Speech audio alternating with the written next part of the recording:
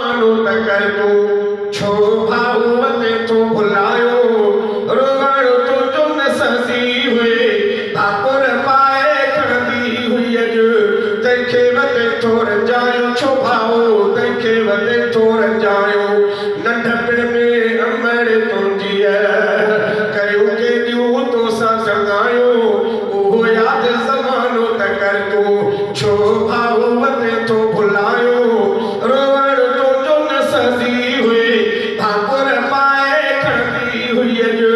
तंहिंखे वते थो रंजायो चरिया तंहिंखे वते थो रंजायो माउ दुआऊं घुरंदी रही पुटड़ो ॾे मौला माउ त सोचो मुंहिंजो बचो लाहींदो हुन तुंहिंजे ॼमण ते ख़ुशि थी खिली ख़ूब विरहायो मिठायो उहो यादि ज़मानो त कर तूं छो भाऊ वते थो भुलायो रोवण तुंहिंजो न सजी हुई भाकुर पाए खणंदी हुई अॼु तंहिंखे वते थो रंजायो छो भाऊ तंहिंखे वते थो रंजायो तोखे थोरो बि मुंहिंजो ॾिसी तो ते किरंदी हुई तुंहिंजूं बातियूं ॿोलियूं ॿुधी तो ते ठरंदी हुई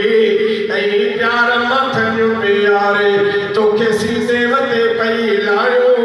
उहो यादि ज़मानो त कर तूं छो भाऊ वते थो भुलायो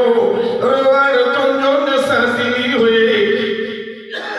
भाकुर पाए खणंदी हुई अॼु तंहिंखे वते थो रंजायो भाऊ तंहिंखे वते थो रंजायो गर्मीअ जे मौसम में पई हर हर विचारे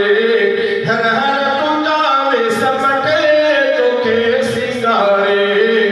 गर्मीअ जे मौसम में पई हर हर विचारे हर हर तुंहिंजा वेस मटे तोखे सिंगारे ऐं प्यार मथनि प्यारे तोखे सीधे वते पई लायो उहो यादि ज़मानो त कर तूं छो भाऊ वते थो भुलायो रोवण तुंहिंजो न सजी हुई भाकुर पाए खणंदी हुई अॼु तंहिंखे वते थो रंजायो छो भाऊ तंहिंखे वते थो रंजायो नंढपण में अमर तुंहिंजी कयो केॾियूं तोसां चङायो उहो यादि ज़मानो त कर तूं छो भाऊ वते थो भुलायो रोवण तुंहिंजो न सजी हुई भाकुर पाए खणंदी हुई अॼु तंहिंखे वते थो रंजायो चरिया तंहिंखे वते थो रंजायो आख़िरी शेर जो ॿुधायो